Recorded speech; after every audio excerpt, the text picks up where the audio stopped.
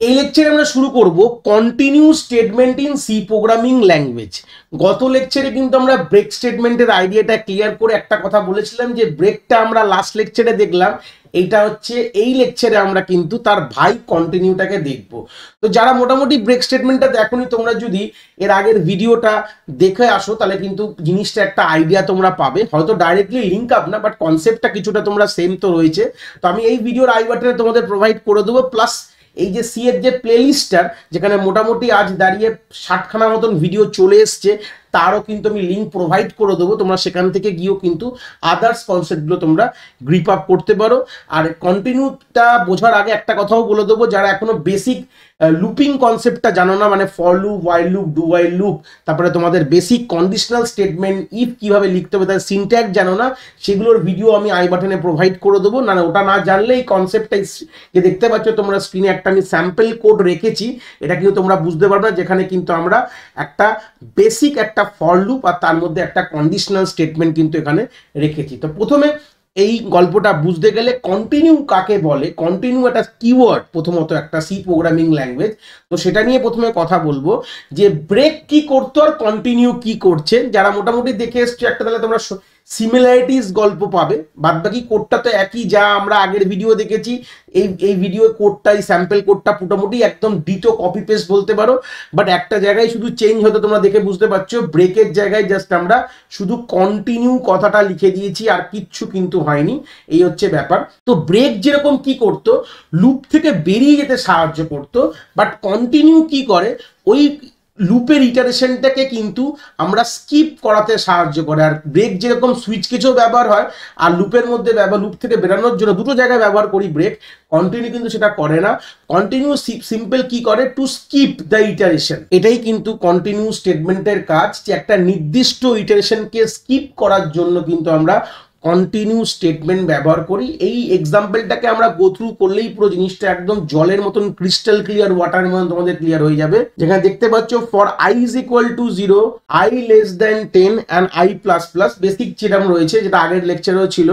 এখানে আমাদের if I equal to 5 যদি হয়, মানে এখানে যদি কন্ডিশন ট্রু হয়, তাহলে কন্টিনিউ স্টেটমেন্টে এক্সিকিউট করবে। তার জন্য কি হবে সেটা আমি দেখাবো, চিন্তার বিষয় নেই। আর না হলে আমাদের যদি এই ইফটা এক্সিকিউট না করে, না হলে আমাদের প্রিন্টে গিয়ে আয়ের ভ্যালু প্রিন্ট হবে। তাহলে একদম বিগিনিং থেকে ট্রেসিং করি, তাহলে বুঝতে পারবো।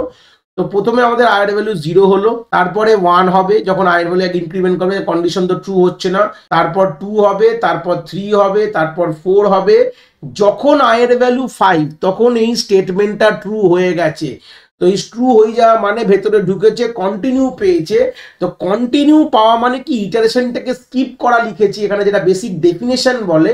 তার মানে কারসারটা নিচের দিকে আর যাবে না। বুঝতে পেরেছো, যে ব্রেকে যেরকম বাইরে চলে যেত, কন্টিনিউ বাইরে পাঠাবে না, ও কি করবে, এখান থেকে ওপরে পাঠিয়ে দেবে কারসারটাকে।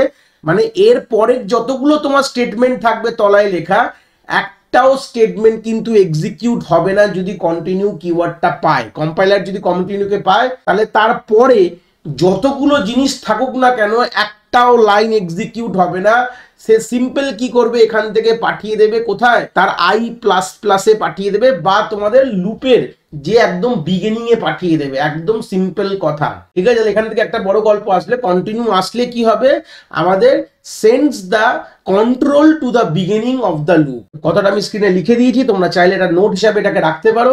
যখনই আমি কন্টিনিউকে পেলাম, তখনই সঙ্গে সঙ্গে কি হবে, আমাদের কার্সার কিন্তু একদম আমাদের সামনে চলে যাবে, একদম বিগিনিং এ কিন্তু গিয়ে বসে থাকবে। এটাই হচ্ছে বেসিক গল্প, আর কিছু না। তারপরে যখন আবার আয়ের ভ্যালু 6 হবে, 6 প্রিন্ট হবে, 7 হবে, 8 হবে, 9 হবে, এবং আমাদের লেস দ্যান 10, তাহলে মোটামুটি সবগুলোই হবে।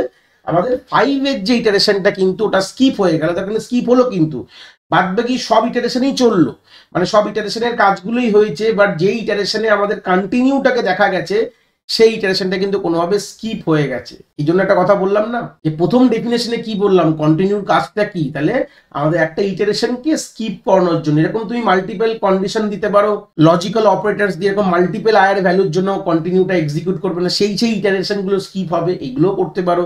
আমরা রেঞ্জ ক্রিয়েট করতে পারি, মানে 5 থেকে 8 অব্দি একটাও কিন্তু আয়ের ভ্যালুর জন্য তার নিচের পোর্শনগুলো এক্সিকিউট হবে না, কন্টিনিউ হয়ে ওপরে চলে যাবে, এরকমও করতে পারো। যে কোনো লজিক্যাল অপারেশন, যেটা একটা রিলেশনাল অপারেশন তোমরা দিয়েছো, দেখতে পাচ্ছ i = 5, এটা সিঙ্গেল একটা রিলেশনাল অপারেটর দিয়ে একটা কন্ডিশন তোমরা প্রোভাইড করেছো।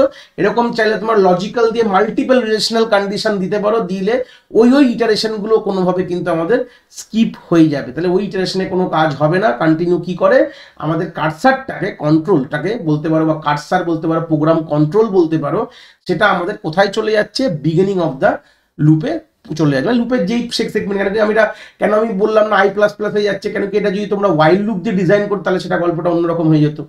এটাই ব্যাপারটা, এটা ফরের মধ্যে তুমি করছো, মানে লুপের মধ্যে আমরা কন্টিনিউ স্টেটমেন্ট কিন্তু ইউজ করি। আর ইউজ কোথায় করি, খুব ইম্পর্টেন্ট পয়েন্ট আরেকটা এখানে রয়ে গেল, আমরা শুধু লুপসের মধ্যে কিন্তু কন্টিনিউ ইউজ করি। যেরকম ব্রেক স্টেটমেন্ট কোথায় কোথায় ইউজ করতাম, সুইচ কেস এবং লুপসের মধ্যে, বাট কন্টিনিউ কিন্তু শুধু আমরা কিন্তু লুপসের মধ্যেই কিন্তু পরবর্তীকালে যে কোনো সিনারিওতে আমরা যদি ইউজ করতে হয়, তাহলে আমরা লুপসের মধ্যেই কিন্তু আমরা ব্যবহার করব। এই হচ্ছে বেসিক আইডিয়া, যেটা আমরা দেখলাম থিওরিটিক্যাল স্কিনে, সেটা আমরা প্র্যাকটিক্যাল স্কিনে গিয়ে কিন্তু কনসেপ্টটাকে একবার ভালো করে আমরা গ্রিপ আপ করবো। তো প্র্যাকটিক্যাল স্কিনে চলে এসেছি, অলরেডি কোডটা করা আছে। কোডে ঢোকার আগে একটা কথাই বলবো, যারা আমাদের চ্যানেলে নতুন তারা আমাদের চ্যানেলটাকে সাবস্ক্রাইব করে দিও। যদি এই ভিডিও থেকে কিছু অমূল্য ইনফরমেশন বা কন্টিনিউ স্টেটমেন্টটা খুব ডিটেলসলি তোমরা বুঝতে পারো, তাহলে ভিডিওটাকে একটি লাইক করে বন্ধু বান্ধবের মধ্যে শেয়ার করে দিও।